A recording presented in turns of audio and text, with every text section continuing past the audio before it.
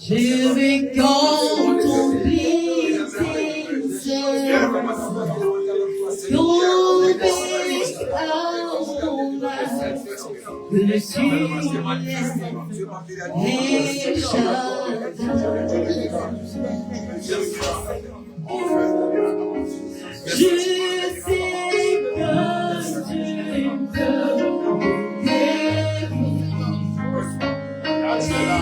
établir mon cœur brisé, consoler mon âme, donner de l'espoir. Je sais que tu peux guérir, établir mon cœur brisé.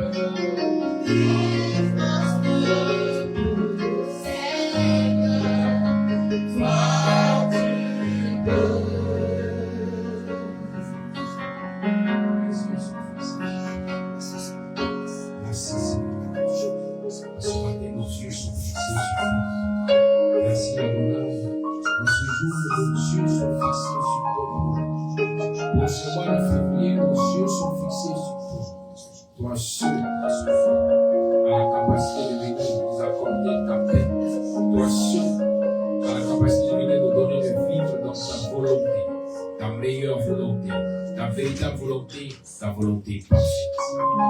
Pour la vie de mon frère, pour la vie de ma soeur, toi seul en es capable. Voilà pourquoi ce matin, nous t'invitons, Seigneur, invitons ta grâce, invitons ta faveur, invitons ta paix avec nous. Merci, Seigneur. Et nous t'avons encore élevé la voix, dit Seigneur, voici ma maison, voici ma famille. Et ta lumière descend et éclaire cette maison, éclaire cette famille. Afin que plusieurs soient sauvés et délivrés. Et le repas de Seigneur.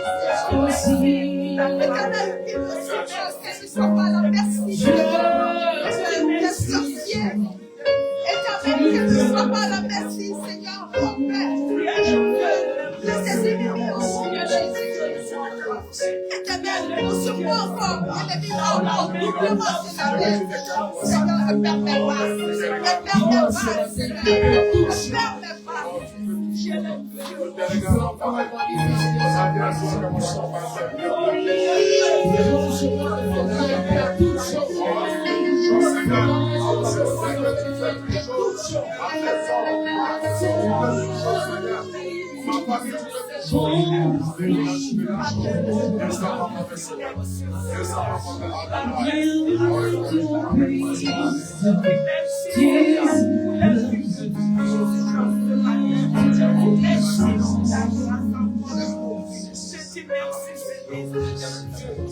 suis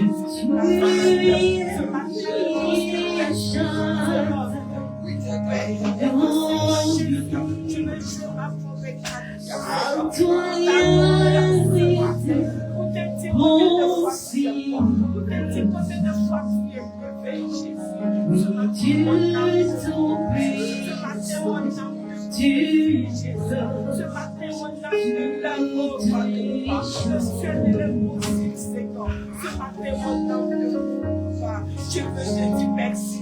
Combien de fois tu es bon, combien de fois tu as créé un bon roi. Béni soit-tu, Seigneur, oh Jésus. Soutenez-moi, Malgré nos péchés, oh Seigneur, je sais de soutenez-moi, je veux encore une fois Yahweh, la gloire Jésus, la majesté au Saint-Esprit de Dieu. Béni sois-tu ce matin, Jésus. Béni sois-tu ce matin, béni sois-tu ce matin, oh Seigneur, béni sois ce matin, je te fais trois fois. soutenez-moi, oh Seigneur, Je veux t'adorer. soutenez-moi,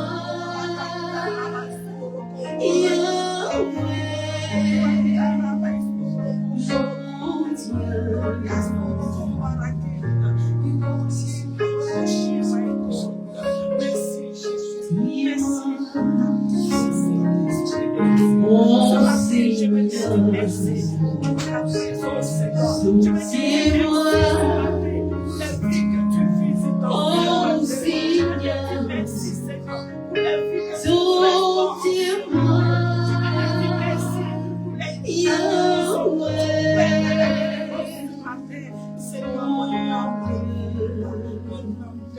mon Dieu. Pour ce mois de février, Seigneur, tu soutiens chacun de nous. Ta bonne main se pose sur chacun de nous. Tu nous soutiens dans ta volonté. Tu fais descendre ton règne. Merci à l'honneur.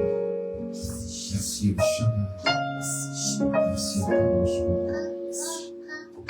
Viens encore, Seigneur, Saint-Esprit, parler à nos vies en ce matin. Viens encore parler à nos cœurs en ce matin.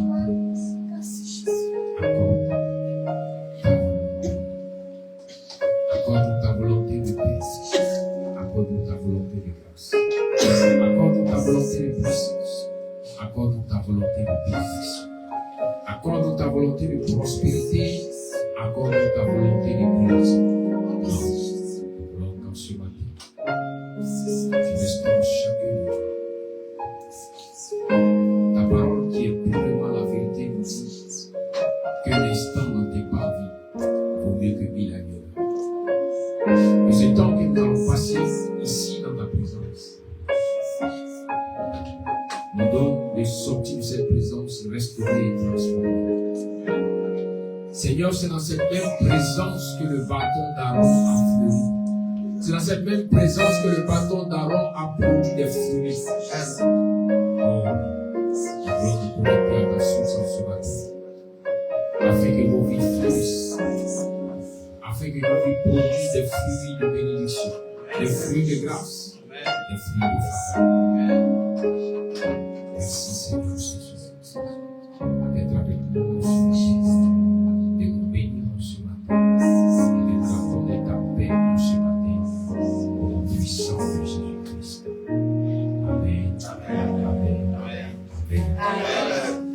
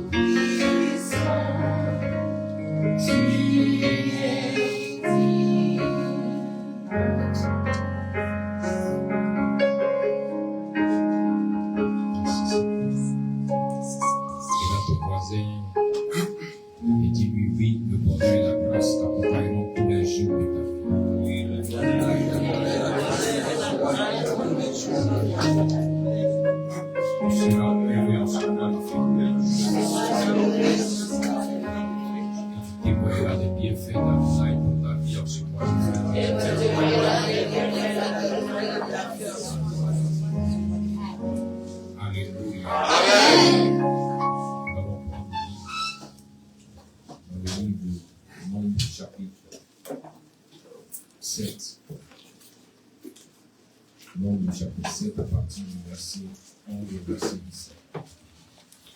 Nombre chapitre 7 à partir du verset 11 au verset 17. Le thème de ce mois de février est les cieux s'ouvrent sur ta vie. Les cieux sont ouverts sur ta vie.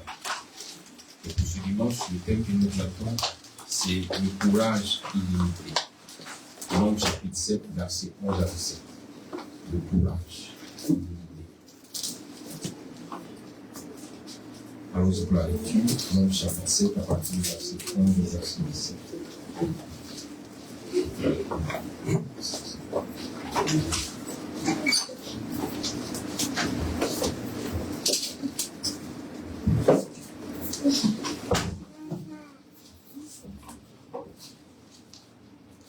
Nombre chapitre 7, du verset 11 au verset 17. Et la parole de Dieu. L'Éternel dit à Moïse, les princes viendront un à un et à des jours différents, présenter leur offrande pour la dédicace de l'autel. Celui qui présenta son offrande le premier jour fut Nachon, fils d'Abinadab, de la tribu de Juda. Il offrit un plat d'argent, du bois de 130 cycles, un bassin d'argent de 70 cycles, selon le cycle du sanctuaire, tout de plein de fleurs de farine pétrie à l'huile pour l'offrande, une coupe d'or de 10 cycles pleine de parfums, un jeune taureau, un bélier, un agneau d'1 an pour l'holocauste, un bouc pour le sacrifice d'expiation et pour le sacrifice d'action de grâce, 2 bœufs, 5 béliers, 5 boucs, 5 agneaux d'1 an. Telle fut l'offrande de Nachon, fils d'Abinadab. Amen.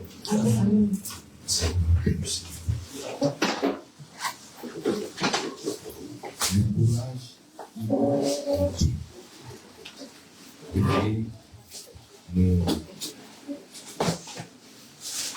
Dans ce mois du ciel ouvert, des cieux qui sont ouverts sur nos vies, nous allons comprendre qu'il y a des actions courageuses, il y a des actions audacieuses qui amènent la grâce de Dieu à sélectionner des personnes et à faire des personnes particulières, des personnes différentes des autres. Alléluia. Ici, c'est l'histoire de Nashon. Nashon, certainement tu as dû entendre le nom, mais tu n'as pas prêté attention à ce monsieur, te disant, bon, il est comme tous les autres. Quand on parle des descendants, des personnes de par qui sont descendus, des gens importants, de par qui même, par leur lignée est sorti le Messie, on s'est dit, bon, certainement, il arrivait là par hasard. Comme il faisait partie de la tribu de Judas, c'est pourquoi Nashon a pu être celui-là qui est venu faire son offrande. Mais bien aimé, si nous voulons regarder à l'ordre établi dans la famille de Jacob, dans la famille de Jacob, à l'ordre établi parmi ces 12 enfants, Nashon n'était pas de la tribu de ceux qui étaient la première tribu. Est-ce que vous comprenez? Il venait de Judas, mais Judas n'était pas le premier fils de Jacob. Ce n'est pas le premier sur qui Jacob a prononcé les bénédictions. Et la grande question, qu'est-ce qu'il a fait?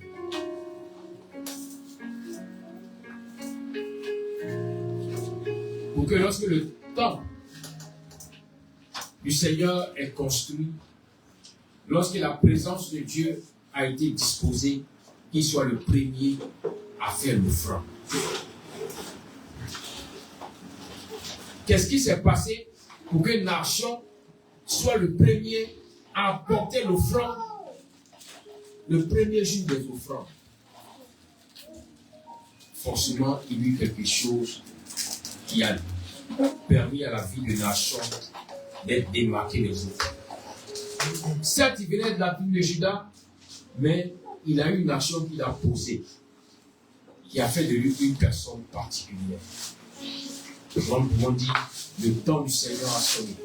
Quand même le Seigneur peut se révéler pour lui, mon fils, ma fille, le temps a sonné de vous accorder ma bénédiction. Et même quand le Seigneur a parlé, il faut que les personnes se lèvent ou se décident pour pouvoir entrer dans la bénédiction. Est-ce que vous comprenez? Il faut que les personnes se lèvent, se décident pour entrer dans la bénédiction. Quand le Seigneur a dit aux enfants d'Israël, vous allez aller à Canaan, là où coule le lait et le miel. Quand ils sont arrivés à l'entrée de Canaan, il y avait des problèmes pour entrer à Canaan. Dieu a dit, c'est vrai. Mais qui doit entrer? Nous sommes nombreux. Est-ce que nous allons tous entrer? Dieu a libéré la grâce. Mais qui doit commencer à expérimenter la bénédiction? Cela dépend du courage que tu as qui pourra activer la grâce de Dieu dans ta vie. Nashon faisait partie de ce genre de personnes. Des personnes qui avaient confiance, mais avaient totalement confiance en Dieu. Bien aimé, lorsque nous prenons Exode le chapitre 14, à partir du verset 19 au verset 22, il est écrit ceci: l'ange de Dieu qui allait devant le camp d'Israël partit et alla derrière eux. Et la colonne de nuée qui les précédait partit et se tint derrière eux.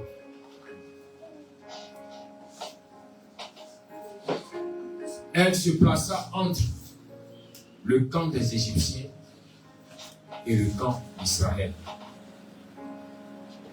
Cette nuée était ténébreuse d'un côté et de l'autre, elle éclairait la nuit. Et les deux camps n'approchèrent point l'un de l'autre pendant toute la nuit. Moïse étendit sa main sur la mer, et l'Éternel refoula la mer par un vent d'Orient qui souffla avec impétuosité toute la nuit, et mit la mer à sec, et les eaux se fendirent. Les enfants d'Israël entrèrent au milieu de la mer à sec, et les eaux formaient comme une muraille à leur droite et à leur gauche. Bien-aimés, c'est le Dieu qui a fait sortir le peuple d'Égypte, qui est aujourd'hui devant la mer Rouge, en face du danger, parce qu'il avait dit à Moïse, je vais endurcir le cœur de Pharaon, et Pharaon se lèvera et viendra pour chercher à vous détruire. Mais Moïse ne craint pas Pharaon et son armée. Et c'est là que Moïse a dit au peuple que les Égyptiens que vous voyez aujourd'hui, vous ne les verrez plus jamais. Souvent, il y a des circonstances que Dieu permet parce qu'il veut t'accorder une délivrance totale face à un adversaire qui t'a malmené pendant plusieurs années. Israël a été esclave pendant plusieurs années, de génération en génération. Ceux mêmes qui sont sortis de l'Égypte sont nés esclaves. Et quand le temps du Seigneur qu'il avait fixé a sonné, il a pu le faire sortir non seulement d'Égypte, mais aussi il leur a dit, je vais vous libérer de ces Égyptiens. Plus jamais vous ne les verrez. Bien-aimés, si tu continues toujours dans le même combat qui est perdu, c'est que tu n'es pas encore arrivé à la mer Rouge. Dis à ton frère, tu n'es pas encore arrivé à la mer Rouge. Peut-être que tu étais encore en Égypte et le Seigneur est en train de détruire la divinité. Donc tu criais aux gens, c'est la victoire, mais tu es encore en Égypte. Mais quand tu vas sortir de l'Égypte et que tu vas commencer à t'orienter vers la mer Rouge, tu te diras, mais Seigneur, maintenant je suis dans le paix, j'ai plus de limites. Mais arrivé là où se trouve la mer Rouge, tu vas comprendre comme si l'ennemi ou l'adversaire, c'est comme s'ils se sont associés pour venir cette fois-ci et t'anéantir à chacun. Mais c'est là que l'Éternel va te témoigner que la véritable délivrance va être accordée maintenant. Il y a une différence entre la liberté et la délivrance.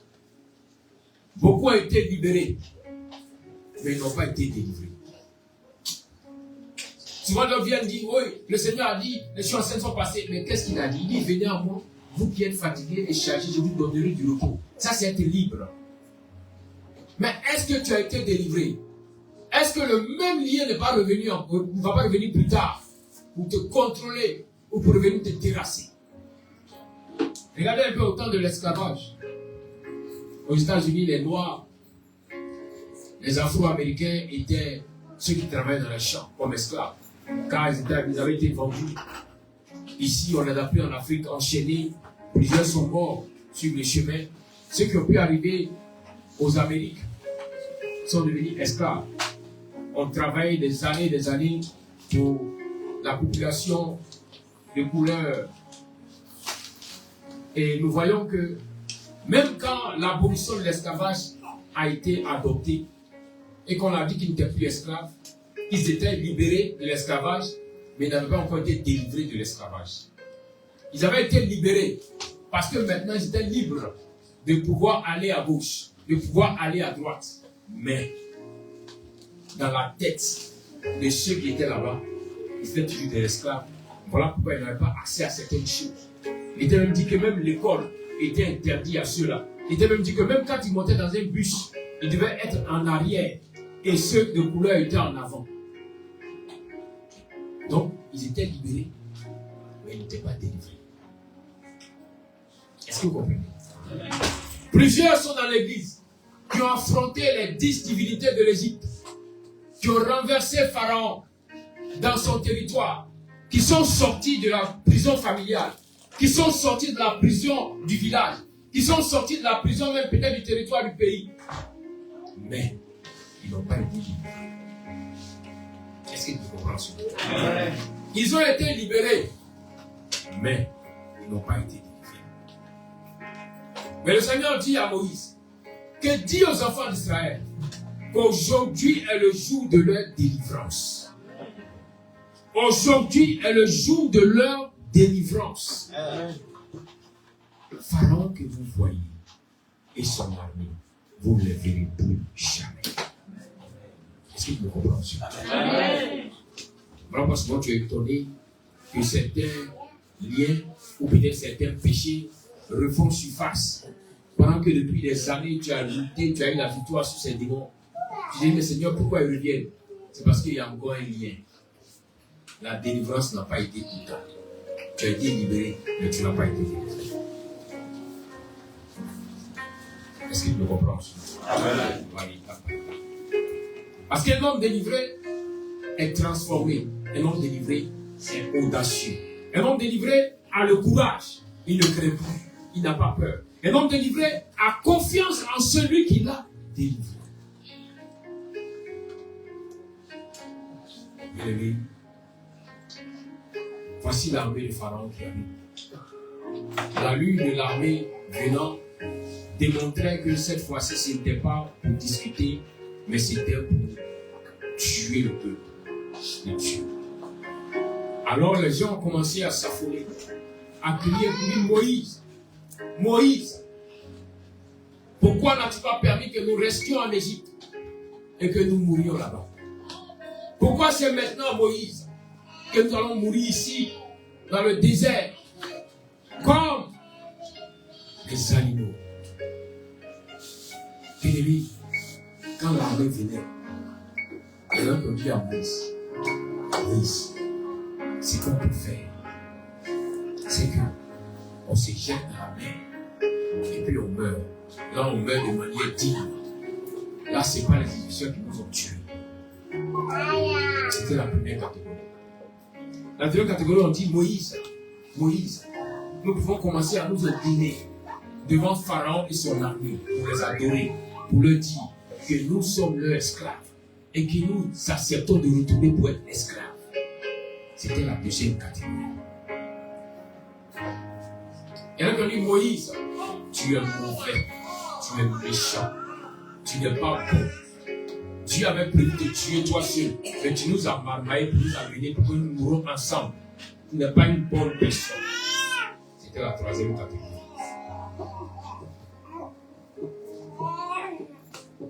La grande question est de quelle catégorie appartient Dieu? De ceux qui veulent se suicider parce qu'ils sont déprimés, se disant Seigneur, depuis je crie à toi mais je ne vois rien. Donc ils se laissent être manipulés par les ténèbres. Pour dire Dieu a dit mais depuis là je ne vois rien, donc je m'abandonne, je laisse les ténèbres me tuer. Ou ceux-là qui diront ce qui est sûr, il est dit aide-toi et Dieu t'aidera. Donc je vais prendre des raccourcis, retourner encore aux divinités de Pharaon. Peut-être que si je commence à faire le fétichisme, je peux avoir encore la chance de vivre longtemps. Ou de ceux qui disent l'homme de Dieu est le mauvais. Ce jour-là, il avait trop mangé, peut-être même il avait bu. Et puis il m'a donné cette révélation. Sinon, ce n'est pas Dieu qui a dit. Parce que depuis que je suis assis, je ne vois rien s'accomplir.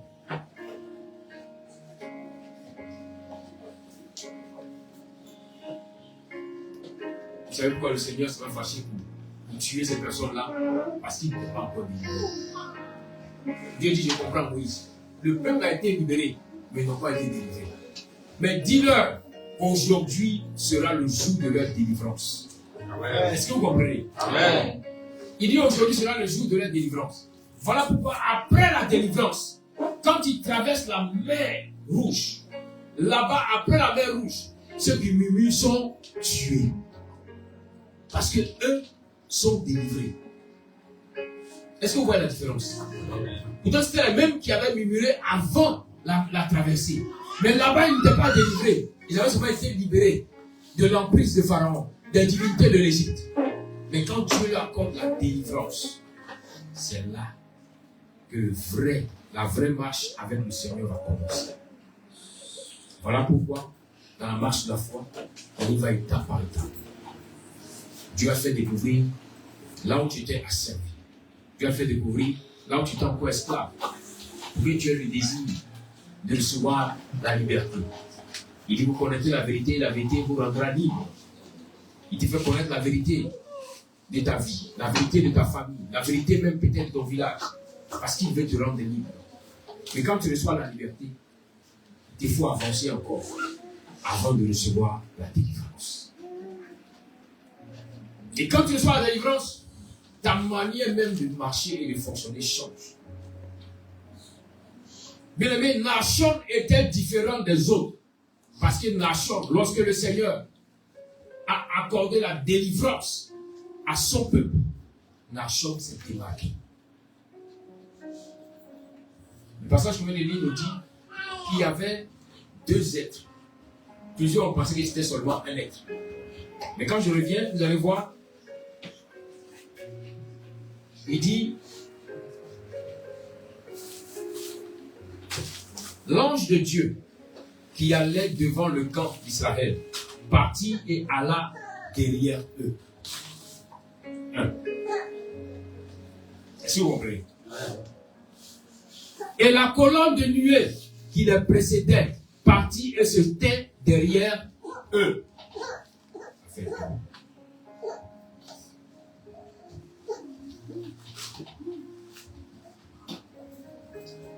Nous espérons qu'on a souri même. Vous comprenez? Ça fait deux. Chacun avait sa mission. La nuée avait pour mission de maintenir, de bloquer l'armée de Pharaon, de les empêcher d'atteindre le peuple de Dieu. Voilà pourquoi la nuée avait deux côtés. Un côté qui était tellement ténébreux, tellement sombre, qui empêchait l'armée de Pharaon de progresser. Mais l'autre côté ici, en face des enfants d'Israël, bien aimés, la Bible fait mention qu'il y avait de la lumière qui éclairait la nuit. Donc un côté était comme un projecteur et l'autre côté était rempli de ténèbres pour empêcher les enfants d'Égypte d'atteindre les enfants de Dieu. Et la question, l'ange éternel, qu'est-ce qu'il faisait? Parce que l'ange aussi allait se mettre là-bas. Qu'est-ce que lui faisait?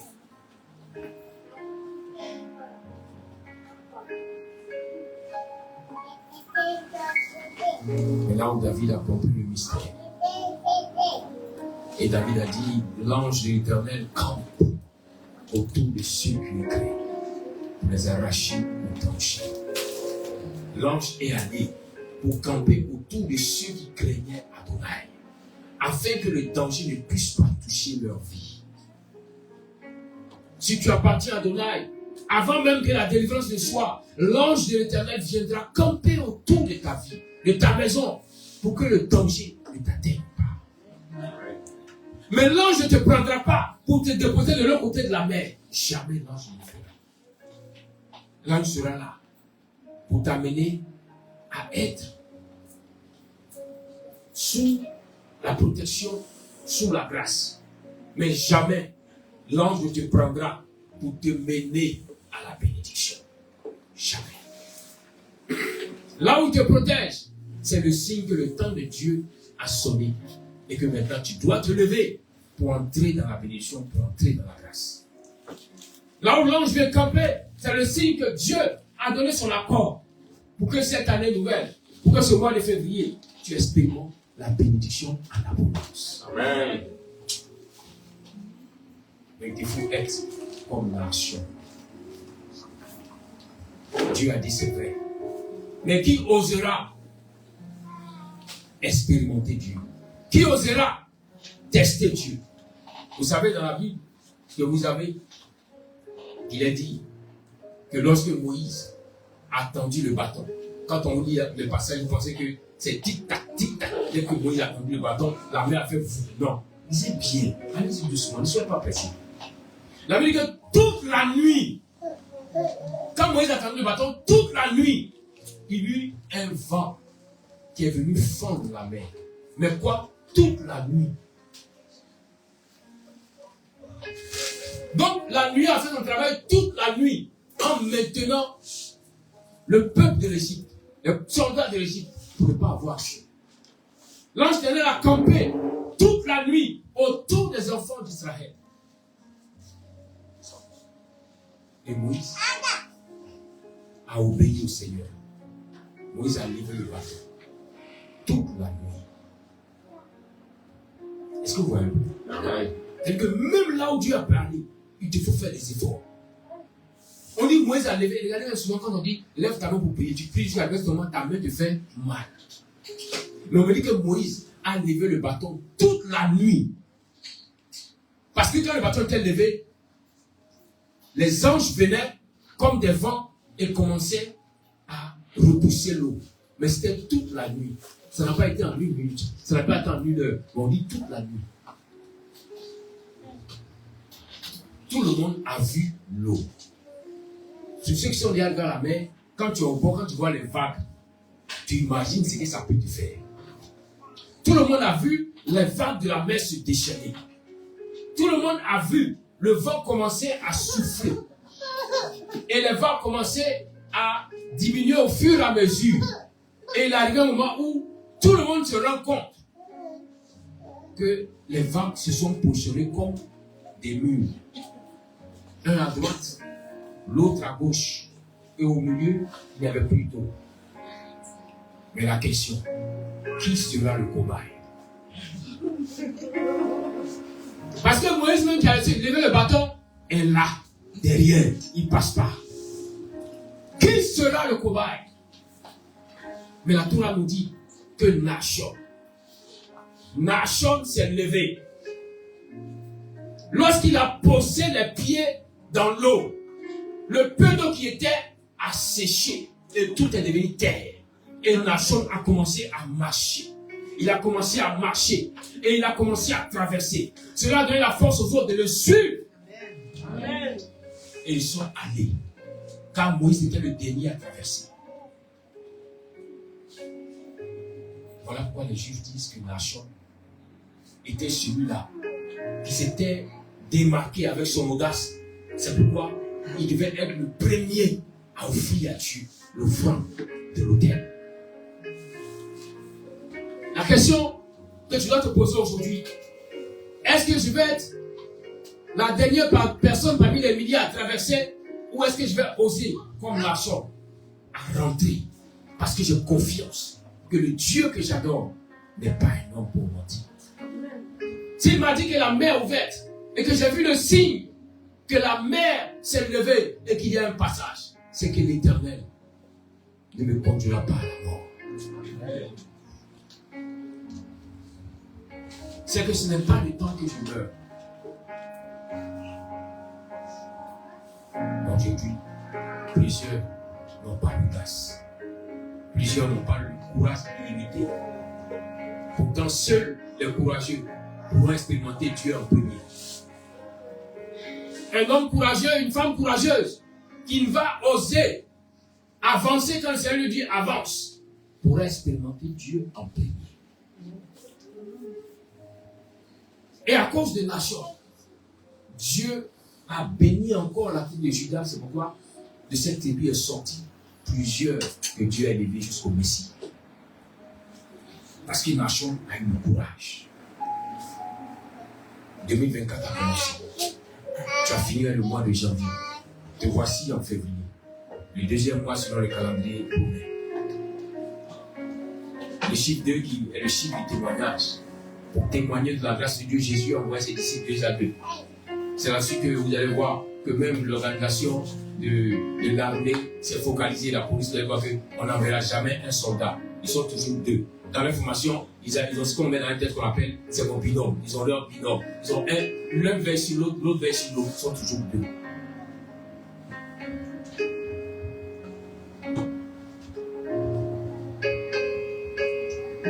Quelle audace as-tu pour foncer quand Dieu dit c'est le temps?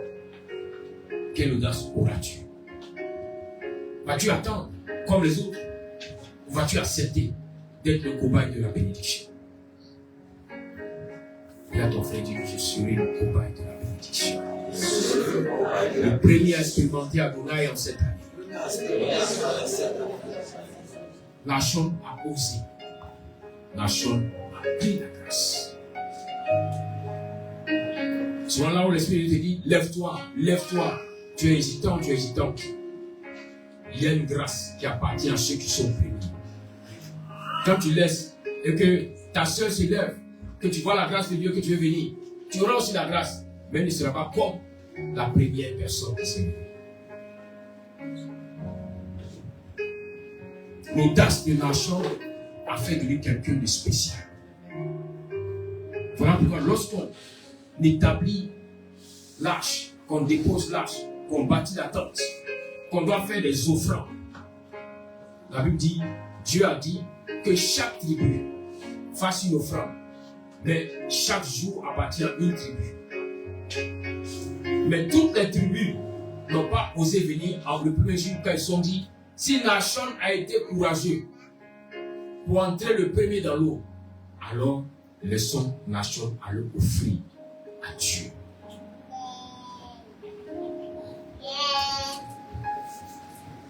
Alléluia. Amen.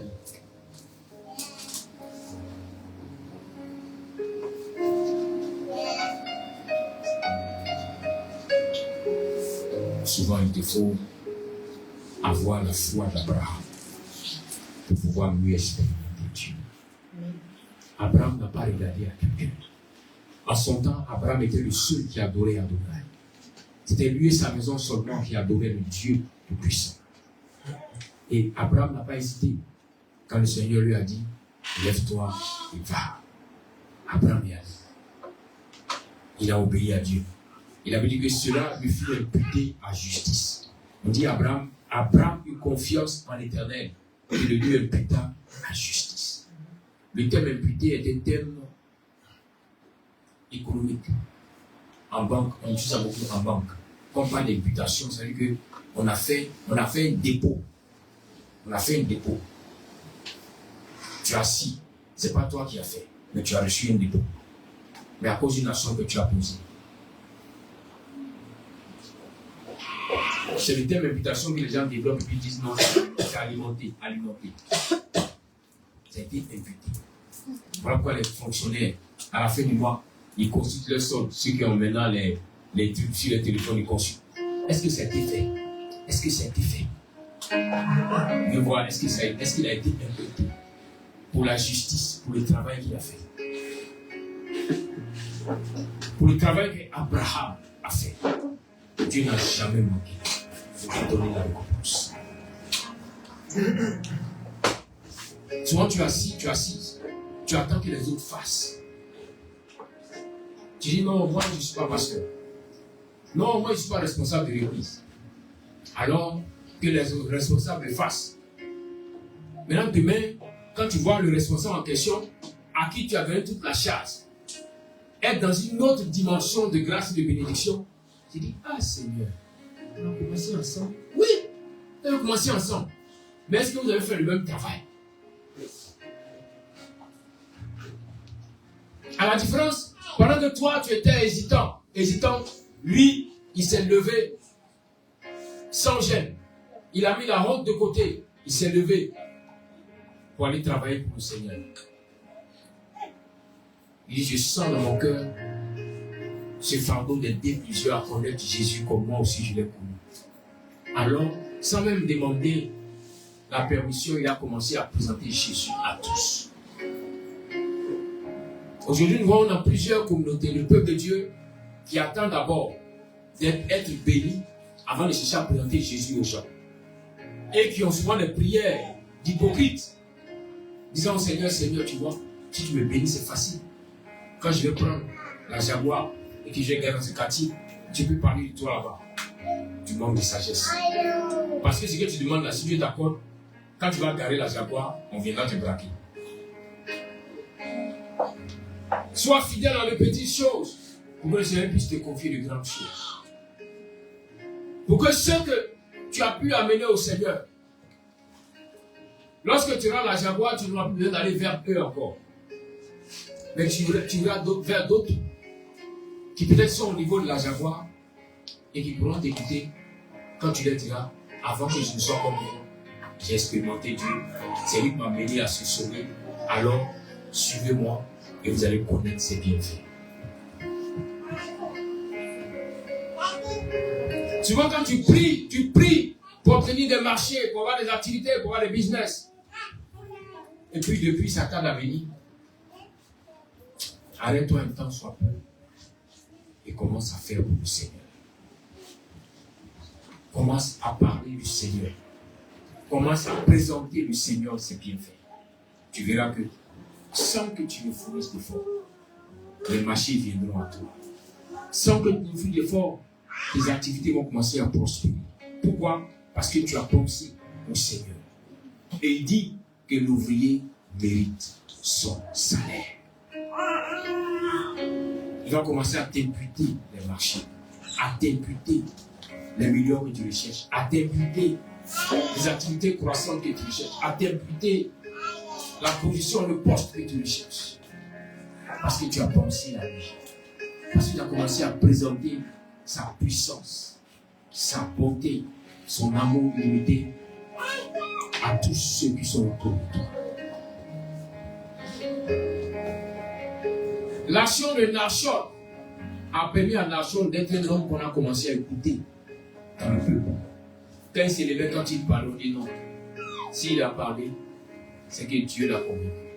Car souvenez-vous qu'il a été le premier qui s'est livré en sacrifice. C'est à cause de son sacrifice qu'il nous a pu traverser la mer Rouge. Alors, écoutons-le. Souvent, tu peux venir dans une communauté, tu vois plusieurs qui étaient avant toi, et qui avaient du mal à se lever lorsque Moïse levait le bâton pour crier à Dieu afin que la mer s'ouvre. Mais tu es venu comme Nachshon et tu as pris sur toi l'audace, le courage, et tu es rentré dans l'eau et tu as commencé à traverser. Parce que tu veux expérimenter Dieu, sans entendre les anciens. Il n'a pas été dit que ce sont les anciens d'Israël qui ont traversé en premier, parce que même les vieux souvent ont peur de vite mourir. Les anciens étaient là, ils avaient petit bon, nous t'appelons Dieu, hein? Allez-y, moi j'ai rien fait, allez-y. Personne ne bouge. Et puis il a dit, ah vieux, tu as vécu un peu. Si tu es rentré, ça s'est renversé. Au moins on peut rester encore esclave. Ça discute, ça se regarde. Qui va oser? Même ceux qui avaient été consacrés sacrificateurs, ils sont mis derrière nous. Nous adorons le Seigneur. On est ici, on vous attend. Allez-y, on adore le Seigneur. Souvent c'est comme ça. Les gens ont du mal à oser et veulent expérimenter Dieu. Non Seigneur, non Seigneur. Bien aimé, même quand on dit que Dieu a fendu la mer, bien aimé, c'est devant totalement sec. Il faut. Regardez, vous allez voir à la suite. Lorsque les serviteurs devaient traverser le Jourdain, il a dit que Dieu lui a dit que les serviteurs n'ont qu'à mettre le pied dans le Jourdain. Et quand ils ont mis le pied dans le Jourdain s'est fendu en deux. Pourtant au départ, le Jourdain n'était pas fendu. Donc souvent Dieu dit, je fais, et puis il te regarde pour voir, est-ce que tu as confiance en lui? Est-ce que tu crois qu'il a fait? Il a dit, j'ai fait, mais tu regardes physiquement, la chose est là. Comme ce malade, à l'époque, moi, en étant encore étudiant, il y avait chaque vacances un rassemblement de chrétiens qui se tenait à Yamoussoukro et les gens partaient pour adorer Dieu, pour prier le Seigneur, pour recevoir les miracles, que Dieu intervienne et le Seigneur intervenait. Et cette année-là, quand ils sont arrivés, il y avait une dame qui avait la maladie qu'on appelle la boîte, c'est le boîte qui descend. C'était bien descendu. Et elle, pendant qu'elle priait, elle a reçu du Seigneur qu'elle a été guérie. Mais elle ouvre les yeux, l'élément est encore là. Et quand la prière finit, on dit venez témoigner. Elle s'élève, elle vient rendre témoignage. Elle dit j'avais la boîte. Mais quand on a prié, le Seigneur m'a guéri. On dit Amen, Alléluia. Mais tout le monde voit, la boîte est là. Elle est partie. Le lendemain encore, la prière s'est faite. Et quand il s'agit d'un témoignage, elle est venue encore. Vous dit, je bénis le Seigneur. Car hier, quand j'ai prié, moi qui avais la boîte, j'ai été guéri. Elle m'a dit, alléluia. Mais le boîte était là. Elle est retournée s'asseoir. Et le troisième jour, elle est revenue encore. L'heure des témoignages. Vous savez, les chrétiens, souvent, ils n'aiment pas tous ces genres de choses. C'était bien costaud, c'était descendu pour elle là. C'est pas les à peu près, pas les chantillons là, mon frère, c'était bien descendu. Elle est venue encore. Alléluia! Et amen. J'ai béni le Seigneur parce que j'avais le goitre. Dieu m'a guéri. On dit, ah, toi aussi tu exagères. Pendant qu'on ne peut pas dire, ah, bien aimé, le miracle s'est opéré, le goitre a disparu. Non, tu attends de voir les signes avant de dire que Dieu a fait. Voilà pourquoi tu t'arrêtes. Et puis rien ne se passe. N'attends pas que l'eau soit totalement asséchée. Mais sois comme Nachshon. Ose mettre tes pieds dans l'eau et commencer à marcher. L'eau va s'enfuir au-devant de toi. Le territoire sera sec. C'est le temps pour toi de commencer à oser. D'avoir le courage illimité. Ne te laisse pas distraire par les gens qui te diront, oui c'est vrai, mais il faut quand même être aussi prudent. Non. En matière de miracle, il faut oser. Quand Dieu t'a dit, je suis avec toi, avance avec lui. Quand Dieu t'a dit, je te bénis, avance avec lui. Fais partie de ceux qui seront à la tête et jamais à la queue. Je veux que sortir cet enseignement, que tu comprennes que Dieu peut t'amener aussi à être en haut et plus jamais en bas. Parce que tu as cru. Tu as cru totalement en lui. Tu as mis toute ta confiance en lui. Tu n'as plus jamais hésité. Pourquoi? Parce que tu as reçu de lui le message de la délivrance. Il dit aujourd'hui, les Égyptiens que vous voyez, vous ne les verrez plus jamais. Mais il voyait encore les Égyptiens, mais il n'a pas osé, il n'a pas hésité. Il est entré dans l'eau pour dire, Seigneur, tu as dit que je ne les verrai plus jamais. Moi je crois, moi j'ai confiance, j'avance avec toi. Car quand je vais traverser cette mer, ils ne pourront plus me suivre parce qu'ils sont totalement libérés. Et là où tu es, tu laisses ta tête pour dire, Seigneur, longtemps je me suis comporté comme les membres du peuple. Du peuple qui ont vu la main de Dieu à Goshen.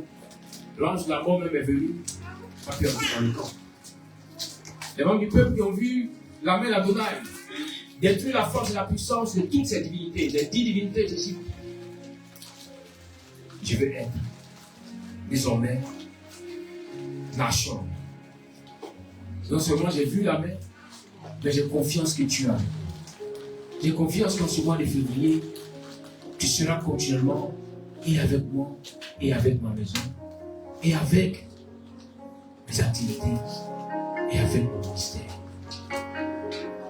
Là où tu me diras que tu as fondu la mer, je serai le premier à me lever et à mettre mes pieds dans l'eau pour avancer, car j'ai confiance totalement en toi.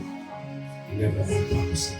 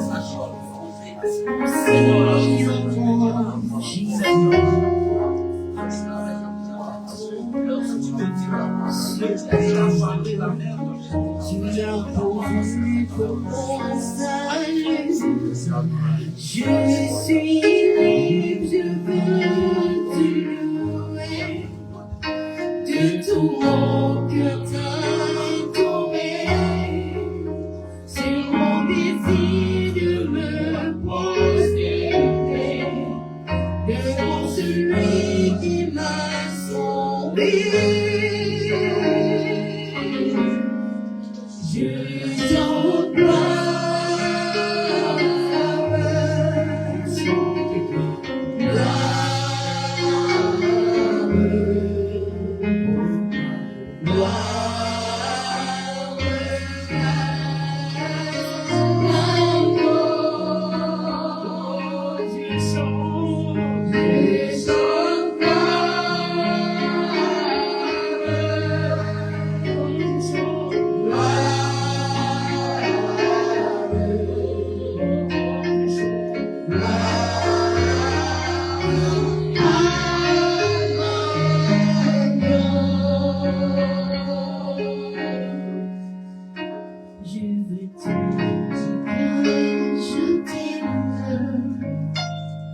Seigneur mon Jésus, ton amour suprême, tu as prouvé pour mon salut. Je suis libre, je vais te louer, que tout mon cœur t'adorer. C'est mon désir.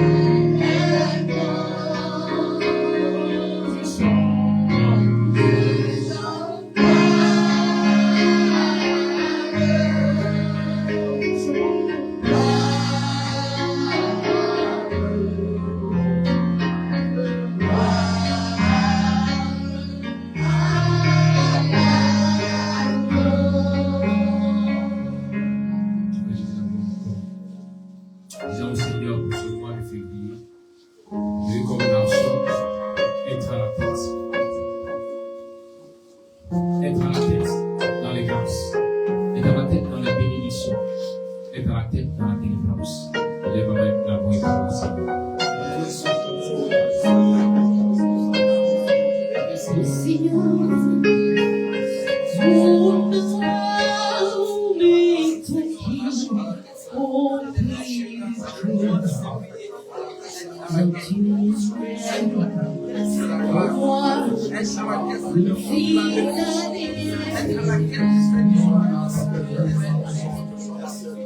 et je m'aime, mon Dieu, je ne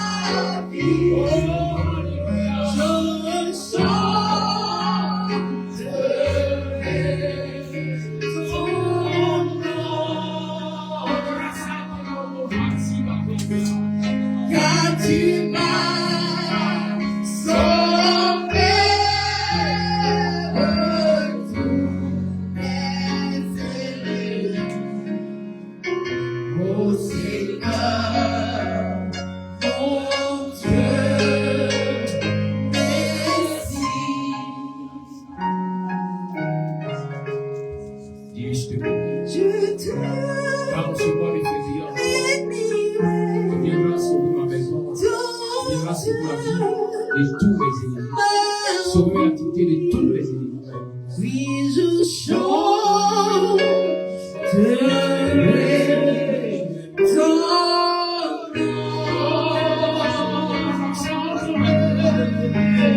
car tu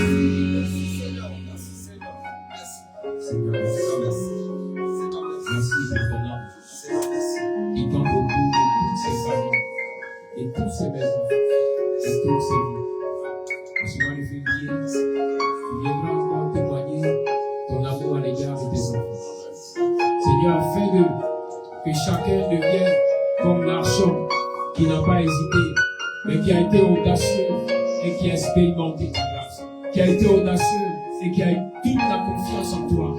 Il s'est avancé et il a pu traverser, car ta parole avait été donnée. Oh, nous bénissons ton nom.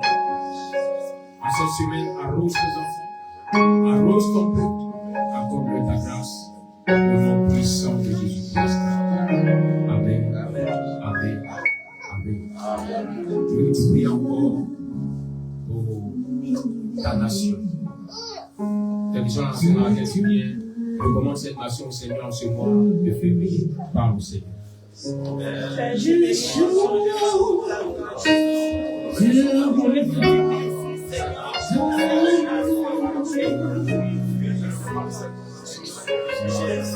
car tu m'as